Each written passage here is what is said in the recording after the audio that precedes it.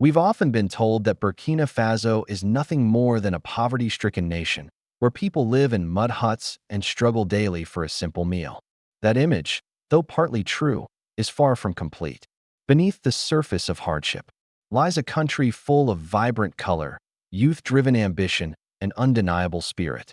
In the bustling streets of Ouagadougou and Bobo de Lasso, high-end cars glide by like scenes from Dubai. Fashion isn't just alive here. It's loud, proud, and deeply personal. The people wear tradition and modernity like a badge of honor. Gold jewelry isn't merely decorative, it's a cultural signature. Beauty salons, online shopping, luxury perfumes, and African music that pulses through the streets speak of a Burkina Faso the world refuses to see.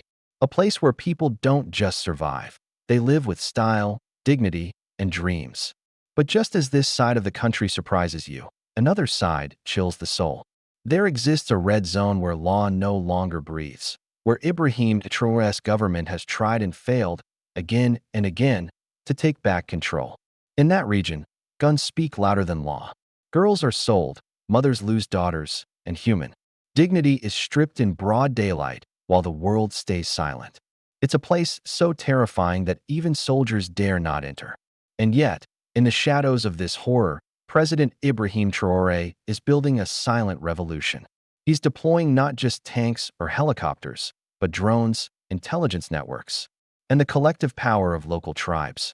He is planting resistance where fear once ruled. Now, the question we ask is not just about this nation's future, but about ours. Can we continue to look away while a people cry out, not for pity, but for solidarity? Can one man's quiet war inspire a global awakening? Or will this be another African story left to die in the dark? In the heart of West Africa lies a surprising contrast to what most of the world expects. Burkina Faso, a nation often labeled as impoverished and forgotten, reveals an entirely different identity when you walk through the streets of its major cities. In Ouagadougou and Bobo de Lasso, the capital and cultural hub of the country, the streets are filled with luxury vehicles ranging from Range Rovers and Land Cruisers to BMWs, and even the occasional Rolls-Royce gliding past roadside markets and cafes. These cars belong not just to wealthy traders and politicians, but also to African expatriates returning home with pride and purpose, investing in a lifestyle that challenges the global narrative of African despair. Here, youth culture thrives. In full expression, from meticulously styled haircuts to bold fashion statements that blend traditional African fabrics with European brands. Men walk the streets in bright prints and designer denim, sporting watches and shoes that rival any metropolitan style scene in the world. And the women, oh the women, embody beauty with grace and confidence that radiates through every street, corner, and social gathering. They wear gold not as excess, but as heritage, real, handcrafted gold shaped by generations of artisans that turn each earring, bracelet, or necklace into a cultural heirloom. Weddings sparkle with this brilliance. But even on an ordinary day, the glint of gold can be seen in the ears and necks of young girls and grandmothers alike. Salons flourish throughout the cities, with women regularly booking appointments for skincare treatments, manicures, and modern makeup techniques that would rival any high-end beauty lounge in Paris or New York. Online shopping is booming in this region, driven by a tech-savvy generation that uses mobile apps to order clothes, electronics, and cosmetics from Turkey, China, and Europe. Marketplaces are overflowing with both handcrafted goods and international imports, creating a commerce scene that is bustling, colorful, and defiant of the tired stereotype that Africa is disconnected or backward. Burkina Faso's youth are plugged in. They are creating music, filming videos, and going viral on social media platforms with a raw, authentic African energy that blends ancient rhythm with modern sound. During festivals, such as the traditional mask dances, whole communities gather not only to celebrate their heritage, but to pass down their values in vivid performance. These events are not bound by religion or race. They are spiritual, emotional, and deeply human. This is the face of Burkina Faso the media rarely shows you. A face full of dignity, color, rhythm, and ambition.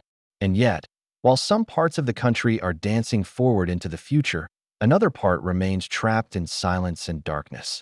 The divide between light and shadow is growing, and that's where the story takes a chilling turn. Beyond the lively cities and shining streets, there lies a part of Burkina Faso where joy vanishes and fear rules, a place known only as the Red Zone. In this forsaken territory, law has collapsed, and no soldier dares to march in. It is a region where the government has lost control and where the rule of gunmen has taken over, replacing order with brutality. Here, there are no patrols, no aid workers, no reporters, only the silent echo of human misery. Girls, some just children, are captured and lined up like products in a market, each one priced, inspected, and sold, some for a night, others forever. Their screams do not make headlines. They dissolve into the desert wind, unheard by a world that chooses not to listen. Mothers watch helplessly as their daughters are taken from their arms, while husbands are held at gunpoint, forced to witness their wives being stripped of dignity in broad daylight. It is not just a crisis. It is a marketplace of horror where the value of a human body has fallen to less than the price of a cow. This zone is not governed by one enemy. It is ruled by many. Some hide behind religious veils, others operate as agents of foreign intelligence, and worse still, there are traitors within the country feeding this fire from inside. President Ibrahim Traoré has not ignored this nightmare. He has tried, again and again, to reclaim this area. He sent soldiers, passed laws, offered peace, but the darkness only deepened. Every attempt was met with bloodshed, betrayal, and failure. Yet this failure did not break him. It transformed him. Knowing that conventional war was no longer the answer, Traoré began crafting a different kind of response. He called for silence, not surrender. He vanished from the cameras and took his battle underground. In the Red Zone, while horror spread, he was building a strategy of patience, not panic. This is not just a fight for land. It is a fight for the soul of a nation. And while the Red Zone continues to expand, inch by inch, so too does the quiet revolution forming in its shadows. What makes this even more terrifying is the realization that the world has turned away. The same international community that lectures about human rights remains painfully quiet as girls are sold in broad daylight. Media outlets that cover every scandal in Western capitals will not touch these villages. The Red Zone, for most, doesn't exist, but for those who live in it, it is hell on earth. And as this hell spreads, only one man has sworn to take it back, not for politics, not for fame, but for justice. And he knows, more than anyone, that justice does not come cheap. The silent war unfolding in the Red Zone is not just reshaping military strategies. It is transforming the very fabric of Burkina Faso's society and its political future. As President Ibrahim Traoré shifts from traditional warfare to a network of intelligence, drones, and tribal alliances, the effects ripple far beyond the battlefield. Villages once emptied by fear are slowly coming back to life. Some women have been rescued from the hands of traffickers and are now receiving care, education, and the chance to reclaim their dignity. Children who once wandered the streets or hid in silence are returning to classrooms, clutching books instead of trauma. Rural schools are reopening with cautious hope, and families long torn apart by violence are daring to dream again. Yet none of this comes without cost. The fight for each inch of territory demands not just strategy, but blood, and Traoré has made it clear he is willing to spill his own. His vow to reclaim every corner of the Red Zone is not a slogan. It is a blood oath, and already many around him have paid the ultimate price. Politically, this fight has become a defining test of his leadership. Within Burkina Faso, some view him as a hero standing alone against an invisible empire. Others worry about the secrecy of his operations and the lack of transparency. There are whispers. Some say he is going too far, that such tactics blur the line between freedom and control. But to many in the countryside, his actions are not extreme. They are necessary. They are survival. Still, in the urban elite and political circles, tensions are rising. Some former allies are distancing themselves, fearing backlash from foreign partners and international NGOs. The Red Zone has not only divided land, it is dividing loyalties.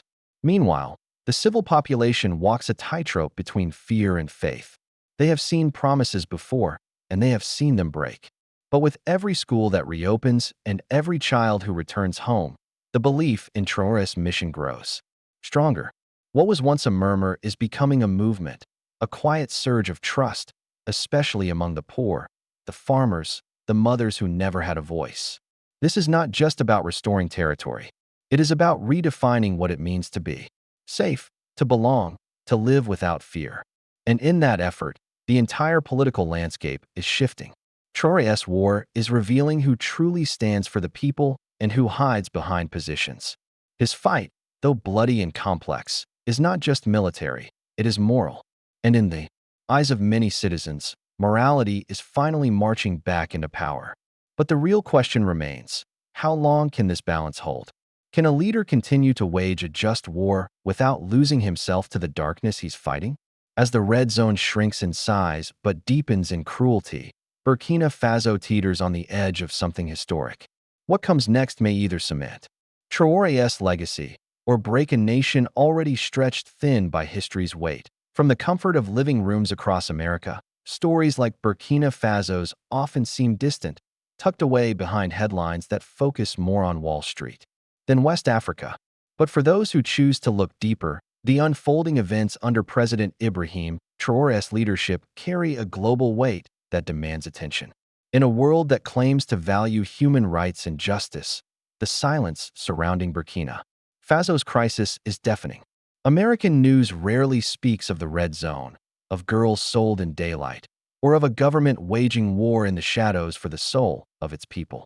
And when it does, the narrative is often stripped of context, painting African leaders as either helpless victims or reckless aggressors. Ibrahim Traoré doesn't fit either mold. He is neither weak nor erratic. He is strategic, patient, and fiercely committed to protecting his people. Yet international institutions hesitate to stand beside him, wary of his refusal to bow to Western pressure or follow prescribed models of leadership. For older Americans who lived through the civil rights movement, who watched Vietnam unfold on television, and who questioned the real cost of freedom, Burkina Faso offers a familiar question. How do we respond when justice is on the line, but inconvenient to the powers that be? If the U.S. truly believes in democracy, sovereignty, and protection of the vulnerable, then where is the outcry? Where are the statements from Washington, the resolutions from the UN, the support from human rights watchdogs? Perhaps the real discomfort lies in the fact that Traoré is challenging not just warlords, but the global systems that allowed such lawless regions to fester in the first place. His battle is not just local. It exposes how little the world actually knows or cares about the real Africa. And now, with drones flying over mountains and rescued children returning to school, he is proving that Africa doesn't need pity. It needs partnership. The question for Americans, especially those old enough to remember the cost of apathy, is this. Are we going to watch this story fade into silence, or will we finally choose to listen before it's too late? So now the question lingers, not just over the red zone of Burkina Faso, but in our minds as citizens of a world too often distracted by noise and blind to quiet suffering. How many more girls must be sold before their names matter? How many more leaders like Ibrahim Traoré must rise before the world stops asking Africa to wait? This is not just a story about war and politics. It is a call to conscience. Burkina Faso, long misrepresented as a land of despair, is fighting not just for survival, but for identity, for dignity, for the right to tell its own story. President Traoré has stepped into a storm that most leaders would avoid, armed not only with weapons, but with vision, resilience, and an unwavering belief that justice still means something. And now, the world watches, not through headlines, but through moments like this, when one video, one voice, one listener can make the difference. Do you believe these stories deserve to be told? Do you believe those rescued girls should grow up with more than silence surrounding their past? Do you think that President Ibrahim Traoré's national reform strategies are truly effective yet? Or is it time for the international community to step in and support something greater than words? If your answer is yes, then don't let this moment pass. Please share if you feel that you are one of the first to know about and support President Ibrahim Traoré. Subscribe if you believe that the truth is more important than the headlines. And comment your thoughts. Can we continue to trust President Ibrahim Traoré? Or should we support someone else to succeed him? Because in the end, this is not just about Burkina Faso. This is about whether the world still hears the cry of justice over the noise of indifference. We'll return with more truth soon. Until then, remember the names, the faces, and the silence that now waits for your voice.